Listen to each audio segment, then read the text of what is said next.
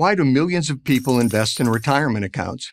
Well, the answer is obvious: to have money to live on when you're no longer working. The best way for those accounts to grow is to invest in companies that make a profit. Less profit for those companies means less money for retirement. That might seem like common sense, but it's becoming less common, thanks to a new investment strategy called ESG. ESG stands for Environmental, Social, and Governance. If you're wondering what that means, you're not alone. Generally, it means that a company's first concern should no longer be how much money it makes, but rather how much social good it does. In other words, get woke or get shamed. If you're an oil company, for example, you're out of luck, because by the nature of your business, it's assumed you're destroying the planet. Never mind that you're powering homes and hospitals, that doesn't count. In fact, if you're a company just trying to make a profit, you're the problem. ESG proponent Klaus Schwab, chairman of the World Economic Forum, puts it this way: we can't continue with an economic system driven by selfish values, such as short-term profit. The message is clear. We need ESG to save us from ourselves. Really? The pursuit of profits has fueled many of mankind's greatest innovations and greatest companies. It led Elon Musk to build electric cars, Andy Grove to design computer chips, and Reed Hastings to develop the world's most popular streaming service. Everything from aspirins to commercial airplanes to, yes, solar panels and wind turbines came about because of the desire for profit. Profit is why you have a job, clothes, a house, food, and every other necessity, not to mention luxuries. It's the reason why you can live in Phoenix and stay cool, or live in Buffalo and stay warm. The genius of capitalism is that it requires businesses to do good things for society to make a profit. Think about it. If you want to start a business, whether it's a dog hotel or a shoe factory, you'll have to create a product or service that helps others at a price they can afford. If you want to hire employees, you'll have to offer attractive wages and safe working conditions. Otherwise, nobody will work for you. If you want customers, not only will you have to make a good product, but you'll need to cultivate a good reputation.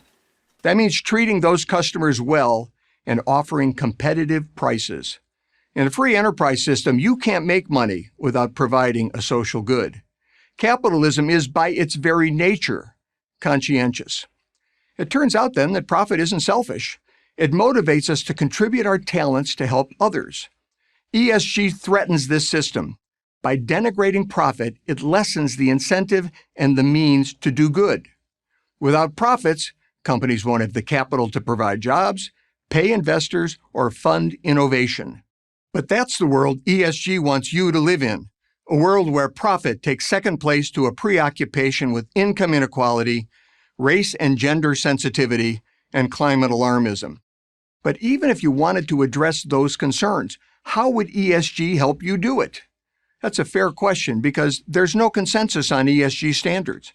Here's a good example. 3 self-proclaimed ESG watchdogs have given Tesla 3 completely different ratings: best, worst, and middling.